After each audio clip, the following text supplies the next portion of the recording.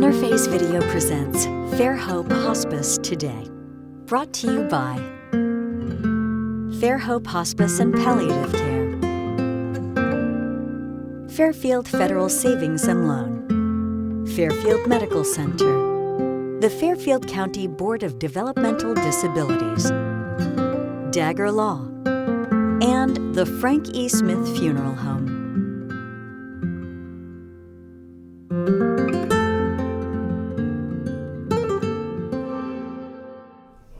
Hi, welcome to Fairhope Hospice Today. I'm Kristin, President and CEO at Fairhope Hospice and Palliative Care, home of the Pickering House.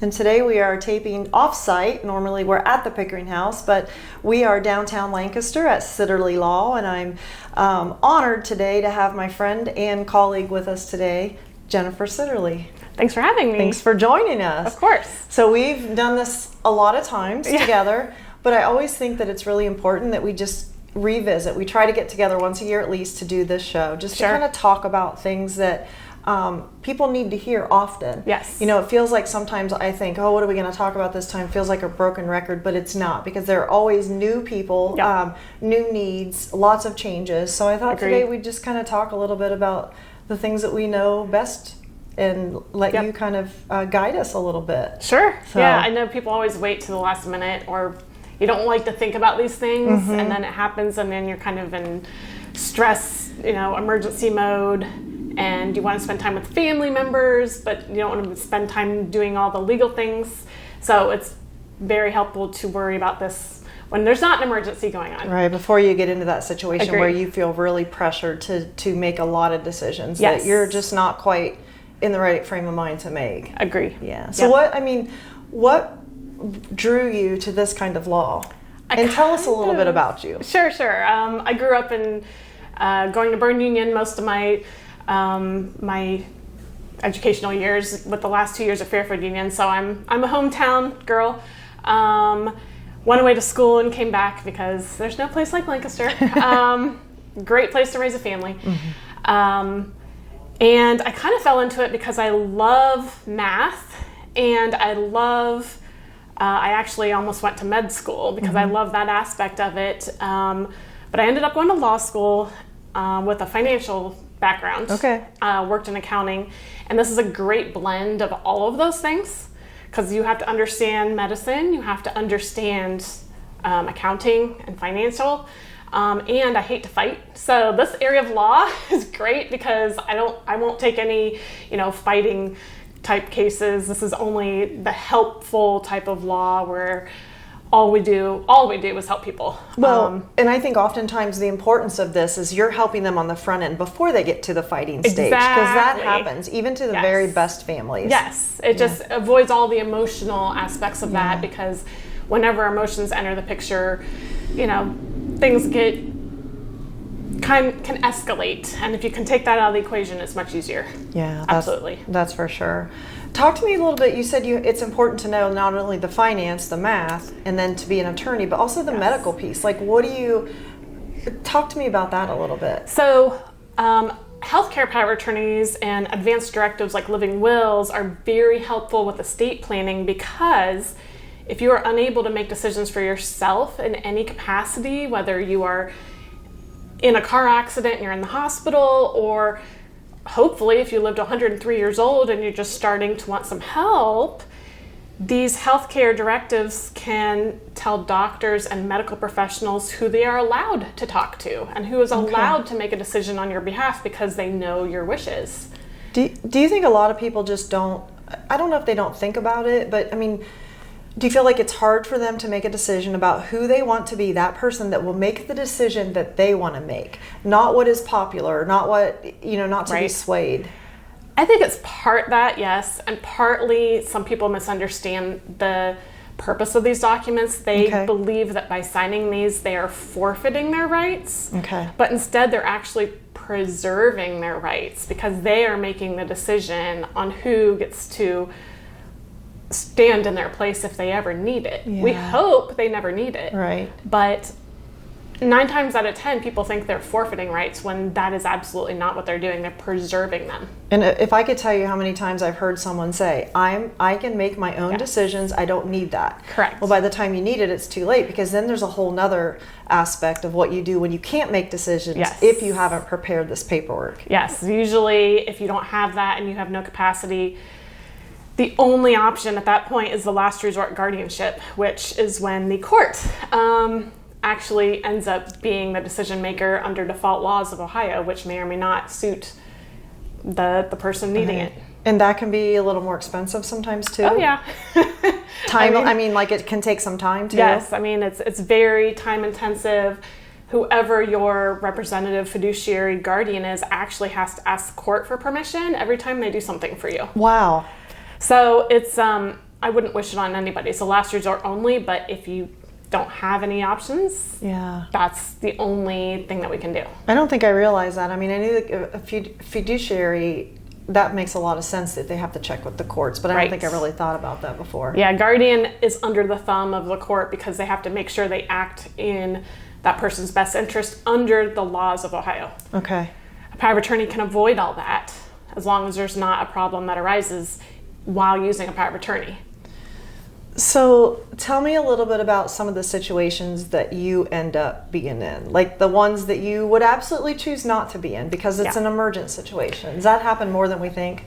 Yeah, most of the time it's when something unforeseeable and untimely happens to send someone to long-term care, whether it's a fall, a stroke, a car accident, something very quick where you can't see it coming. And once someone is in a post-stroke or traumatic brain injury situation, they can no longer sign things, they can no longer understand things, and if there's not a power of attorney already in place, that's where we get into trouble, where we either have to petition for a guardianship or hope we can find a day where that person does understand what they're signing, because short of that, asset protection comes into play, because long-term care can be very costly. Absolutely. And there are things you can legally do to protect your assets even without a 5-year plan. Okay. And a power of attorney permits your agent to do those things. Okay. But again, without it, your hands are tied. Yeah, that's scary. I think you probably do see that a lot more than you would hope. Yeah, it's growing area of law right now, which is great for business, but I don't wish it on anyone. I would love for everyone to have these power of attorneys so that it makes it easier not only on themselves, but their loved ones. Yeah, you've got to think about that. Yes. Okay. So how do you feel like the best way to get that word out? I mean, you are always, whenever I see you, you are advocating for people to make those decisions and do that. Just continue to, I mean, the really nice thing about this area of Fairfield County is that all the agencies that we work with are on the same page. Fairhope, you know these things, you advocate for it. Meals on Wheels, all these agencies, COAAA, they all know that these are helpful things. And so if anyone touches any of these agencies, usually helpful information is consistent. I think that it just starts too with those, like we said, conversations, not only with us, for our older parents, our younger children, but just even like you said, at Meals on Wheels. I mean, just having those conversations when the drivers may go out or if someone comes into for an activity. Right. And just, you have to build trust though. Yes. Because it's scary and it's a lot to think about. And so I think you have to have that level of trust too with whoever you're educating and working with. Agree. Well, and if you go to the BMV or the hospital for anything, you'll probably hear them say, do you have advanced directives? And that's just a nice reminder that even if you're 18, it's helpful to have. Where should people, what do they do with these power of attorney papers? Like people, we always talk about that. Make sure that people know that you have these completed. Where would you recommend? There's multiple options. You can keep them private if you want to keep them private, and your agents don't need to pull them out and share them unless they need to. Or if you want your doctor or your attorney or your bank to have them, that's fine too. There's not a requirement to file them. But if it's helpful for the people and agencies in your life to have them ahead of time, it doesn't hurt. Okay, good. So if you have any questions, we would encourage you to just reach out to give you a call, set an appointment. If you have any questions, again, about Fairhope Hospice and Palliative Care, give us a call at 740-654-7077. I'm going to let you give your information too if they need to set some time with you. If you have any questions, our office phone number is 740-681-1765, or you can email me at jennifer@sitterleylaw.com. So we touched just a little bit on our partnership. I feel like it's just sort of, I don't want to say unspoken, but it's just there. Sure. I know that if you're meeting with a family, you're having conversations about the things that are most important for them financially and for their health care, but also if there's a need. You are just a huge advocate for Fairhope, and I so appreciate that. And I'm just curious. I'm curious why. Well, fortunately or unfortunately, we've actually had a lot of personal experience with Fairhope, and it's all been very positive. Thank you. You know, several of our paralegals here at the firm have personal family members that have leaned on Fairhope, and I currently have a family member myself leaning on Fairhope, and bar none, it exceeds expectations every time. Thank you. So I would be doing my clients a disservice if I did not share with them what I do for myself. Yeah, thank you for that. Of course. I feel like too, you know, Fairhope obviously has all disciplines of care, from nurses to physicians, volunteers, aides, and we have social workers and we have chaplains. Absolutely. So what I try to teach, because my background, I am a social worker, so for what's most important to me too is when people are in that situation, when they sign on to our service and they don't have those in place, I'm always pushing for them to, you need to talk about it, you need to think about it. And so it's just a reciprocal partnership, and I'm always extremely thankful for you. Well, likewise, because not every community has something like Fairhope. I mean, this is not something that you can find anywhere. Thank you. And that's from experience. Thank you. Of course. All right, well, stay tuned. You're watching Fairhope Hospice Today. I'm Kristin Glazier with Jennifer Sitterley, and we'll be right back.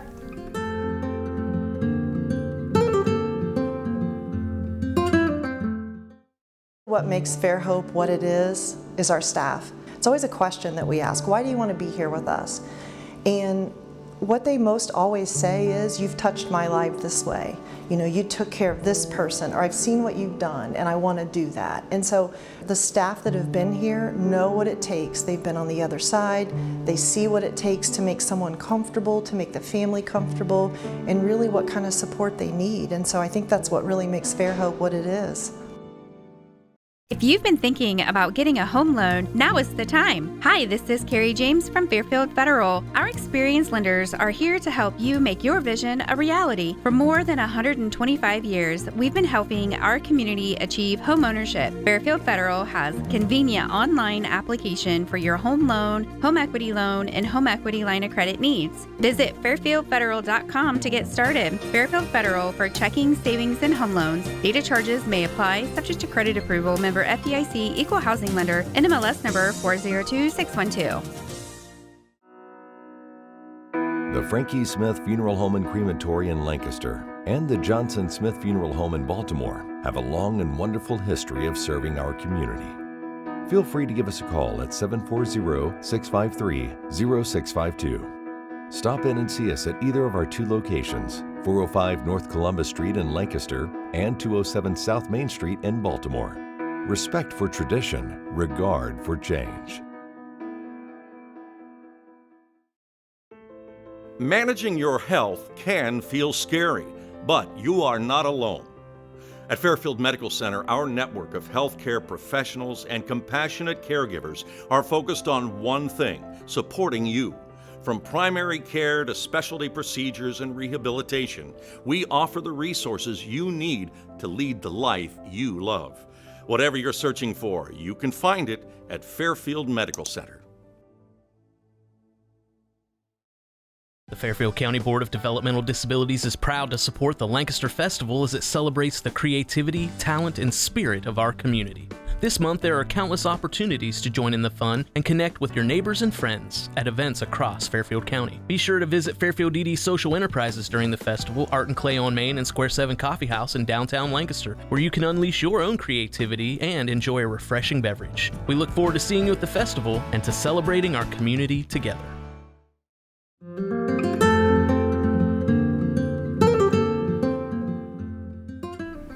Welcome back to Fairhope Hospice Today. I am Kristin Glazier, President and CEO at Fairhope Hospice and Palliative Care. Today we are off-site. Normally we're at the Pickering House, but today we got to take a little journey downtown to Sitterley Law, and it is our pleasure to have Jennifer Sitterley here with us today. We've been talking just about a lot of different things, partnerships, and importance of what you do and how it coincides with what we do some days. Yes. And you know, something that you and I've talked about before is really that Medicaid piece. Yeah. With the Pickering House being in play, oftentimes we have families and patients who come to us who are very, very sick, Yeah. but maybe need to find placement somewhere. Sure. And so we have a lot of social workers, they do a good job, but the Medicaid piece is ever changing. It is. And I think there are a lot of myths that surround that. And so what would be your best advice when we're talking about this and we're thinking about it? So I'm glad you brought up that it's changing, because I wouldn't characterize it as a myth necessarily, because a lot of what you're hearing are the old rules. They were the rule at one time. And as the legislators change it for the better, in my opinion, Good. It's just better. Good. A good change. Yes. So for example, let's say you have a family farm and it's registered as an LLC. Okay. Well, LLCs are 100% exempt. So some people have heard in the past, hey, you have to sell your family house or your farm in order to spend all your assets before you would qualify. Well, that's exempt. So by the letter of the law, you don't have to spend it down because it's not counted. Okay. Same thing with retirement accounts now. It's not always been the case that Ohio has honored them being exempt, but as long as they are in RMD payout mode, which is required minimum distributions, which you're required to take at the age of 73 max, then they are exempt as an asset, because those RMDs are income and you can't count it both ways. So the entire principle of a retirement account, like an IRA or a 401k, is not a countable resource. So those are things that have changed in the last 5 years, believe it or not. And so people believe that they have to cash in their retirement account to qualify, and they do not. Okay.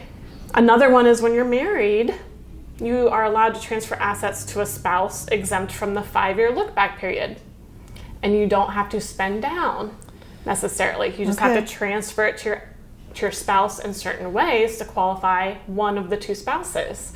So those are just things that people don't know. It's like the tax code. Right. Like, I don't do my own taxes. I'm a finance major, but I do not do my own taxes. It's way too complicated, and rules change so much. Well, and you have a professional to take care of that. Yeah, so I know what I don't know, but my only advice is to find out the rules before you listen to someone who did it 10 years ago, because the rules have changed.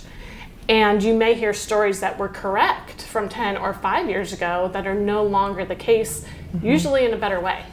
But how do people go about that? Because I'm sure there are people that are watching us today thinking, I don't know what this is. I don't understand this. How do I even start to talk to somebody about that? How do I even understand that? Because it gets complicated. Well, there are certain people who, like I went through the trouble of getting certified to do elder law, which means I had to take a test, like a second bar exam, and I had to have my peers certify that I'm like ethical, right? So so there are certain professionals that are certified to give advice like this, and I'm not trying to sell my services because I'm not the only one that does it. Right. But anyone who has the education and experience in this can advise, and sometimes it's as little as half an hour, you can get all the information that you need to know how these options work. Okay.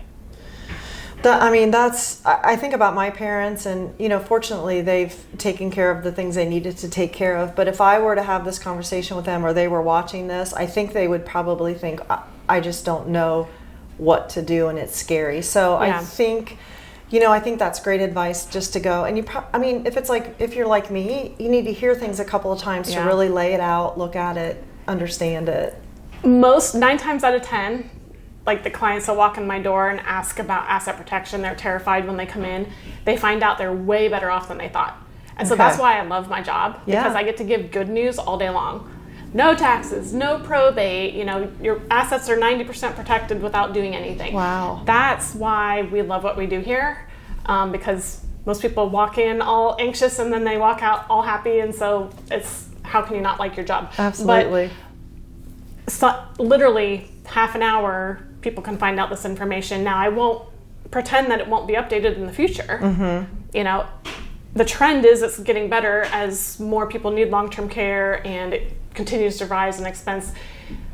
We're finding ways to make it easier because people need it. Yeah. They shouldn't have to decide between their life savings and care. Right. And that's why these things are changing. Right. That's great. I love it. And, even though being a social worker, that's not what I do every day. Plus, I'm not an expert like you are, so it's difficult to stay up on those things. We just have to be really careful that we send those patients and clients of ours to the right avenue to get what they need. Right. Yeah. Well, and the good news is it's mostly good news. So that's yeah. You don't get that a lot, do you? No. There's enough bad news today. We need to concentrate on the good stuff. Good. Let's talk a little bit, let's go back to what we talked about earlier, and the other segment was just about the healthcare power of attorney. And I love your story. You don't have to share it, but when someone turns 18, they need to get their healthcare power of attorney completed. You inspired me with my boys. So. That was my 18th birthday present from my father, who, if people know Bill Sitterley, he was an attorney for 40 years, and my dad. And I was a horrible driver. And so for my birthday, he's like, happy birthday, here's power of attorneys, because the next time you fall off the road into a ditch, I don't have to help you. So thankfully, I've had mine for 20 some years. Never had to use it. Good. And you can update it as much as you want. Now that I'm married, my spouse takes my dad's place in some respect. But yeah, that will be my children's birthday present, whether they know it or not. I love it. I did take your advice, and my oldest son is here with us today, and we did take care of that. My youngest just turned 18, Yay. So he'll be probably coming Happy in to see birthday. you soon. Yeah, but it's funny because I did ask your dad about that story, and he said, yes, that's exactly what I did. So yeah, it's not as exciting as a lottery ticket, but probably more valuable. Yeah. Did you really understand? I mean, what did you... Did you get it? Because, if you get in a car accident and you're unconscious, who's the doctor going to call once you're an adult? Yeah. Because some kids don't have a good relationship with their parents. Right. And so you may not want to name your parent. You might want to name your sibling or your best friend. Yeah. They can name whoever they want, but it's better to have somebody to make that decision. And it does go back, just like I said earlier, you want to make, I'm married now and my spouse has that power, but prior to that, I named my sister. Out of the four of us, I knew which one to name that was going to make that decision when I said to her, this is what I want. Agreed. Because everybody is different. They're emotionally different. Yes. They handle things different. So you have to make sure that you're appointing the person that is going to follow through with what you want. Agree. And it can change over time. And it's not very difficult to update these documents. I mean, you can get the healthcare ones for free. That's what I wanted to ask you about. So updating it, when would you recommend? Obviously, when you have a life change, marriage or whatever that might be, but when would you other times recommend that? So, for example, if I name my parents and they are 90 some years old, they may not be the best person to serve anymore, and it may be a burden on them. So at some point, I say maybe we switch from my parents to my kids when they're old enough. Okay. Or if you move, that's a life change. Do you have to update those from state to state? Are there different requirements from state to state? That's a really good question. Okay. So states are supposed to honor other state legal documents. Okay. So if you got married in Ohio, you're married in Florida, you're married in New Jersey. Same thing as long as you execute them the same way that the states prefer. So for example, Ohio requires a notary on financial power of attorneys, but Florida wants 2 witnesses. So best practice is you do both, and then it will be okay no matter where you go. Okay. Now, for healthcare, it's case by case, of course, whatever state you're talking about, 2 witnesses is usually enough anywhere. Okay. But it doesn't hurt to do notary and 2 witnesses just in case. Just in case. And the 2 witnesses have to be not related to you. Not related. By blood named. or marriage? Is that true? Or just or named in the document. Okay. To be safest, it should be neutral third parties. Okay. Because I don't want any issues if someone comes back and tries to contest it. Just it's not that hard to find two witnesses. Yeah, that's not true. Related or in the picture. That's true. That's the safest thing to do. Is the guardianship the same from state to state? Oh no. Well, there's a uniform guardianship code, but again, with every law, it's kind of a moving target. Okay. Because guardianships are locally jurisdictional, you have to transfer them. So if you have a guardianship here, even if you move out of Fairfield County, you might have to transfer it to Franklin County. Okay. Because that court has jurisdiction over that county. All right. Yeah. So a good thing to remember is if you've got those papers or documents, you just need to check. Yeah, and it avoids that guardianship problem. Yeah, exactly. See, we wouldn't even have to talk about this if we met with you in the first place. Is there anything else that you want to share? Anything else that... No, I mean, we covered a lot. Just throwing in there, has nothing to do with what we've already talked about, but Ohio eliminated estate taxes in 2013. So I still have people coming in saying, oh, what am I going to have to pay in taxes? Ohio, 0. Federal estate tax is almost $14 million per person. So really, estate tax is not an issue for most people. Okay. And if you have more than $14 million, call me and I'll be able to help you. Okay, very good. Thank you. Yeah. You know what? Thanks so much for just spending some time with us. Of course. I always learn something. It's a great refresher, and it's just nice to be with you. We love working with Fairhope, so thank you also for helping our clients You're every so day. welcome. You are welcome. Thank you.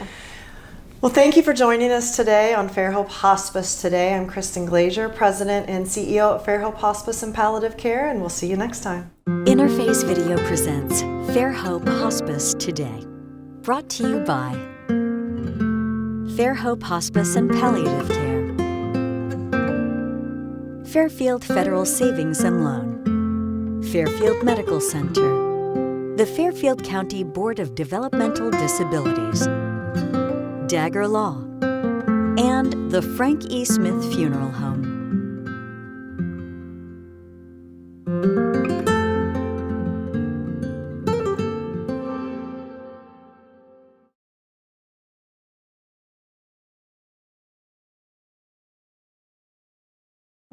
The Pickering House on the campus of Fairhope Hospice in Lancaster, Ohio, is a place where people receive end-of-life care in a comforting, home-like environment. Constructed in 2007 and named after benefactor Virginia Pickering, the facilities initiative is grounded in Fairhope's deep commitment to a full continuum of care, where quality of life is a priority through the end of life. At the Pickering House, our team of physicians, nurses, social workers, chaplains, and volunteers attempt to bring the same warmth and comforts of home. Located on a tranquil and scenic bluff amongst 40 wooded acres, the Pickering House delivers personalized care with the kind of compassion that you would expect, because here, patients and their loved ones are all considered family. The Pickering House has 12 ample-sized and comfortable patient rooms. These spacious rooms allow privacy and provide comfort for family members spending time, day or night, with their loved ones. Families are encouraged to use the many amenities of home that the Pickering House is available to them. The large family lounge offers a kitchen for loved ones to prepare meals and snacks. They can also take advantage of one of the 2 3-season porches with great views of nature all around. A chapel, great room, family laundry, and family shower are just a few of the comfort features the Pickering House has to offer. More recently, additions have been made outdoors to accommodate the children who visit, including a play set and a playhouse. In addition to amenities for loved ones, the Pickering House boasts the finest in-food service for patients, with a staff who is dedicated to bringing joy to those they serve. Special food requests are taken to bring a smile to the guests of Pickering House. Finally, our large facility easily accommodates families of all sizes, with plenty of private spaces for meetings, discussions, and reflections. It is the mission of the Pickering House for those who enter to think of it as a special place where peace, respite, spirituality, and love prevail. We welcome you to tour our facility or visit us online at fairhopehospice.org.